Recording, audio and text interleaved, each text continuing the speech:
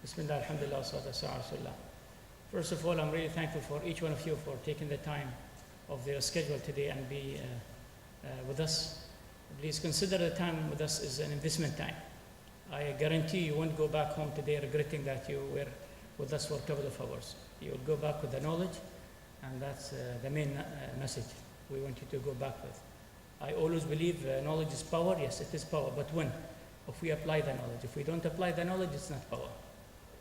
Just probably a couple of lines added to our diary. But if you apply it, then you are there, and this is what we need for. We, a lot of people said, why, Rashid, you branded the week as we? Because I said we are all responsible. No one to be excluded from the cycle of energy and water management and sanitation programs. We are all responsible.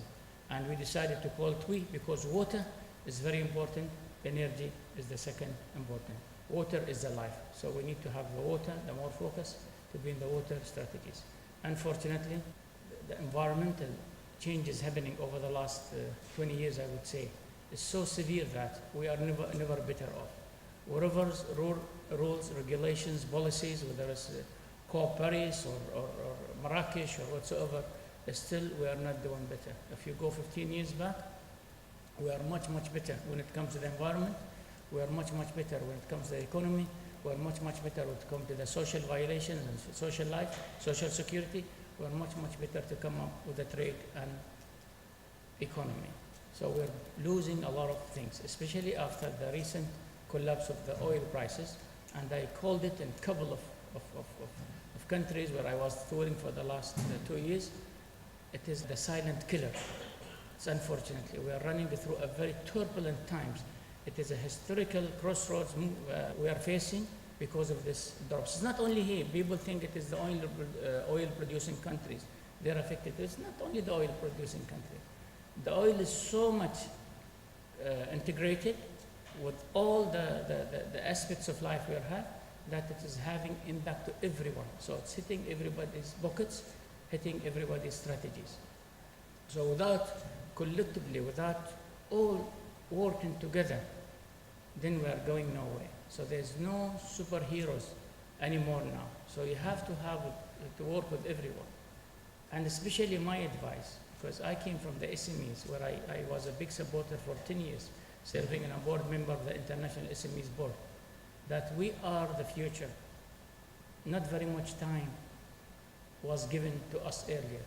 The whole was given to the big giants, including the advertisement, including the newspaper, including the reports, everything related to only the big names. Who are the top 100 brands in the globe? Who are?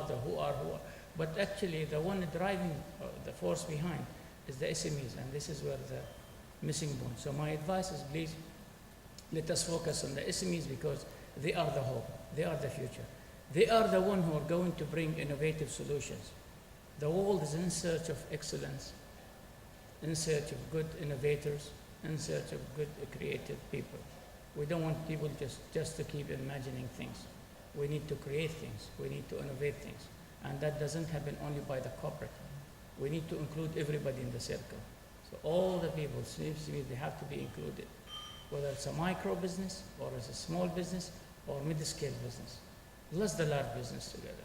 This is one. Let me tell you an interesting story of mine.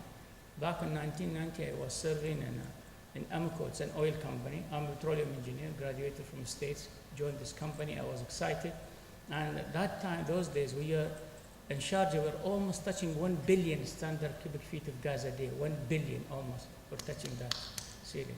And with 65,000 barrels of condensate, which is the yellow oil, the best oil, if you would call it.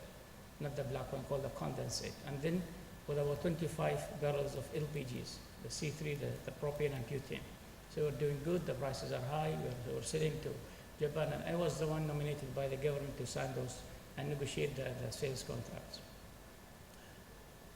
Millions of dollars coming to the pockets. The country is doing a lot of improvement of the education, social, infrastructure, boom. So the rate of planning never matching the physical rate of growth. So if we're planning 5%, on the ground we're doing 15%. That wasn't only the story in Sharjah, it was the whole story in the whole UAE. And before that, something good. See, We're doing planning, but we're doing much more than that. But we have missed something. We all miss something. That's something I started reaching off, called the sustainability. Because we never have the real meaning of sustainability. So those days, we said, okay, let us send this much, get us this much million, bump it to the society, people are good, and we can see, a lot of improvement. But we never know how to sustain those improvements, how to keep the things for the coming generations. So I have seen the two extremes. Now, unfortunately, Sharjah, without support of Abu Dhabi, without support of Qatar gas, we are dying. From a country where we used to flare the gas to more than 5 meters to the sky, because we never need it. We have a lot of money, so let the rest of the gas burn. To a country or to a city where they cannot survive because of this sustainability. So my advice is, do keep sustainability to your heart. But when it comes to sustainability, it's not about the green. That's really what makes me sick whenever you travel, whether here in some of the conferences, the program, or back when it comes to the international platform where I'm invited.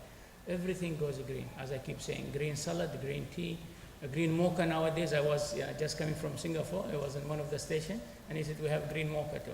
So up to that extent now. So it's not the case. Sustainability, you have to keep the economy part of it. You have to keep the society in large. They are the focus point.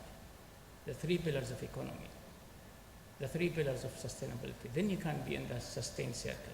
And you should have focusing on what's called the inclusive growth. Everyone in the country should be included.